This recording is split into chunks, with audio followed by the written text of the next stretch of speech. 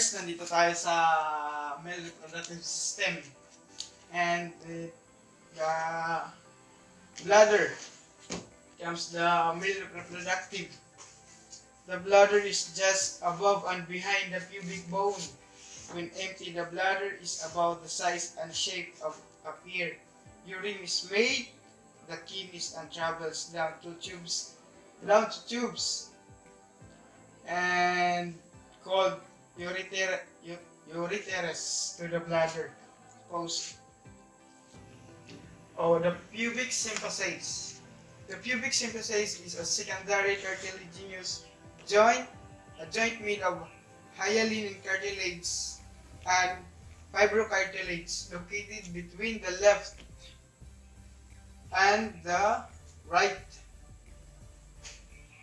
pubic bones near the midline of the body. The prostate. The prostate is just in front of the rectum. The urethra runs through the center of the prostate from the bladder to the penis, letting urine flow out of the body. Muna yung prostate, kanang pag-ihi, kanang garawsan, and sperm. Go. Corpus cavernosum. It is either two masses of erectile tissues forming the bulk of the penis and the clitoris. Ay, misi siya yung bagang panik iya. The corpus spongiosum. A corpus spongiosum, a mass of erectile tissues alongside the corpora cavernosa of the penis and terminating in the glans. Amit pinakalawas si Juan, buto at lalaki. So, amin yan, corpus spongiosum. Ang corpus spongiosum, amin yan, body yan, buto.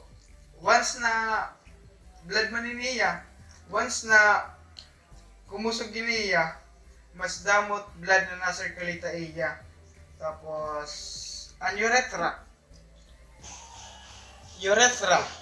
The urethra is the thin, fibromuscular tube that begins at the lower opening of the bladder, extends through the pelvic and urogenital diaphragm to the outside of the body, called the external urethral orifice. Ang urethra, amin ang ginggagawasan ng fluid. So, naagi nga niya, nakikita nga rin, corpus spongiosum, tapos urethra, tapos amo na paggawas at urethral opening. The foreskin. The foreskin is the sheath of skin that covers the head of the penis of birth. The foreskin is fully attached to the penis. In time, the foreskin separates and can be retracted. This can usually be done by the age of about 2. Skinan kuan and yung tatawag nga foreskin. Di ba kapag gintutori kita mo nabulag the age of 2. Sugad pwede na kita turion. The navicular fossa is the sponge part of the male urethra located at the glans penis portion.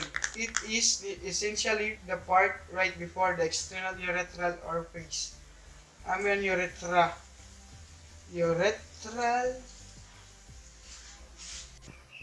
penis glands. More commonly referred to as the glands. It structures at the distal end of the penis in the male mammals. Ejaculatory duct, prostatic sinus, prostatic ducts, bulbourethral glands. Kabutangan it penis glands, nabubut ngayon foreskin and navicular fossa. The urethra opening, also known as the meatus. The external urethra orifice is the opening of the urethra. It is the point where urine exits the urethra in males and in females, and also where semen exits the urethra in males. The meatus is located on the glands, spines in males, and in the vulval vestibule in females. Bunsan usa ka tawo diri ko kare na pag-ihi, adi kita tatawag nga metos. Ang metos kapag kare ka na pag-ihi, ipapaagi nga daan ginagamitan tayong catheter para ang ihi or fluid diri na maagi urethra opening, adi na kita ka catheter. The scrotum, a pods of skin containing the testicles. Amin yan, na-cover ang atong bunay. Pinakaana min yan panit. One. The testicle or testes are two small oval-shaped organs contained in a sac of skin called the scrotum. They hang below the penis.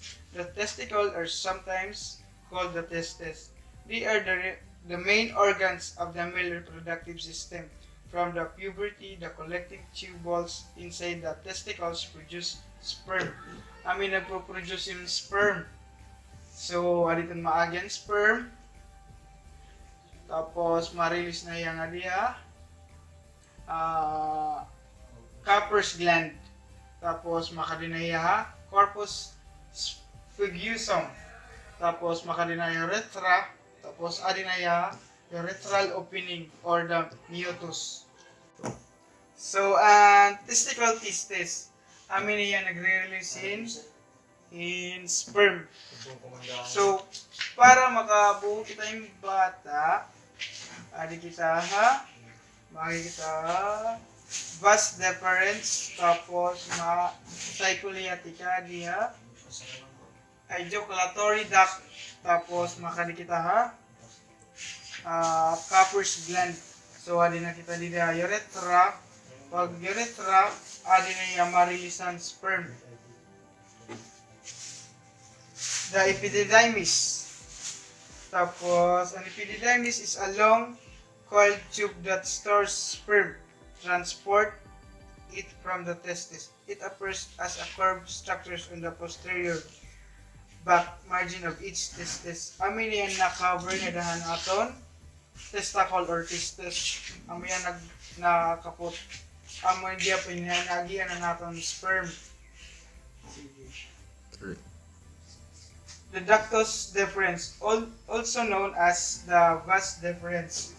So, vas deferens is a tiny muscular tube in the male reproductive system that carries sperm from the epididymis to the ejaculatory duct. There is a pair of these ducts in the male body, with one duct carrying sperm from its testes to the left and right ejaculatory ducts. Amin na yan. Vas deferens. Amin na yan, nagkikerry, tapos tiny tube niya, tapos elastic.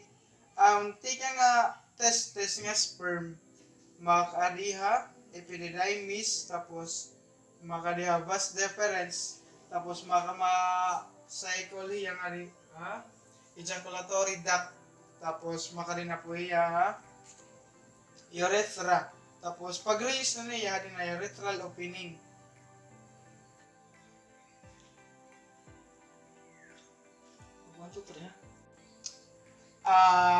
Cowper glands. The Cowper glands are pia-sized. Glands present inferior to the prostate gland in the male reproductive system. They produce thick, clear mucus prior to ejaculation that drains into the spongy urethra. Amoy niya nag-drain naton Cowper glands. Nag-drain niya kung may nagawas niya sperm or ihi. So, dito niya. Anus. The anus is the opening at the end of the alimentary canal through the which solid waste matter leaves the body. Amin na nansisaring nga. Siyempre natin bubot. The anus. Karawsan na natin mga hugaw. Sugad kung ang mga waste matter leaves. Amazing nga. 1. Anus. The pelvic floor muscle. The pelvic floor muscle are the layer of muscles that support the pelvic organs and spine. The bottom of the pelvis. The pelvic organs are the bladder and bowel in a man, and bladder, bowel, and uterus in a woman. The bladder, uterus for woman, and bowel lie on the pelvic floor muscles layer. Iniya pelvic floor muscle. Ami yan at kikerry natin kabug at once na sulit na lingkod kita.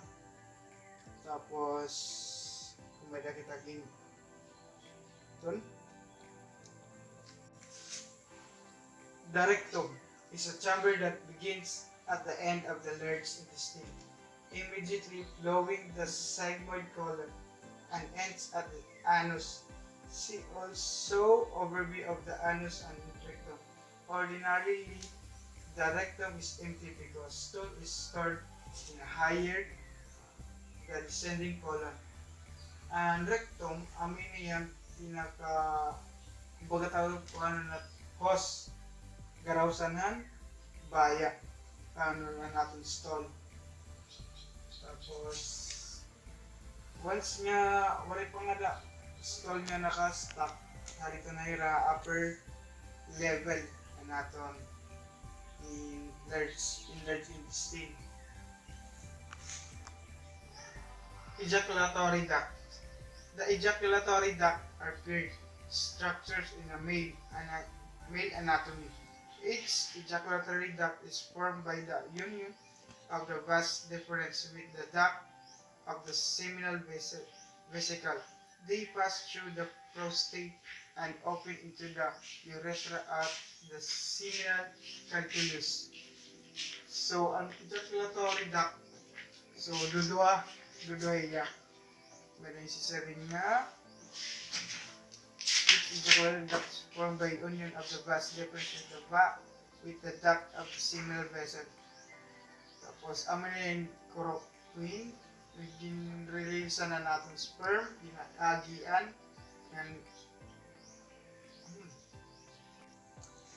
the coccyx bones, or known as tailbone, is the triangular bone structure located at the bottom of the vertebral column between the buttocks.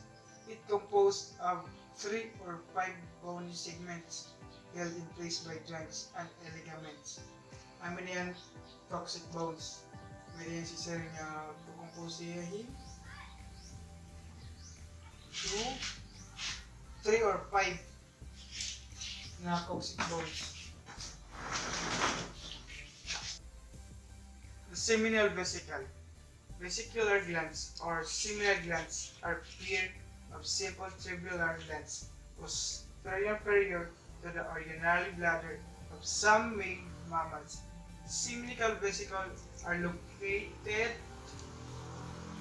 within the pelvis. This secrete fluid that further decomposes the semen. The urethra. The urethra is a tube that carries urine from the kidney to the urinary bladder. There are 2 ureters, one attached to each kidney. Amin aagian na naton mga waste na fluid. For example, na naton ihi. Didaya na agi. Tapos na through niya naagi na diya ejaculatory duct. Tapos makadina kita ha, urethra, tapos the urethral opening ang garawasan, or known as the meatus.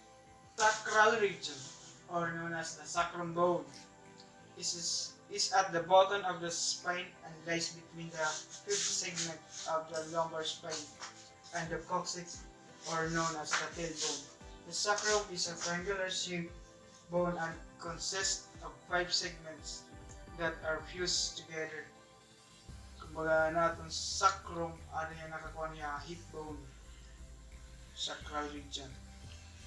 So, mo ito natin male reproductive system. I hope sana may naibarang ka man akong tutdo. Salamat.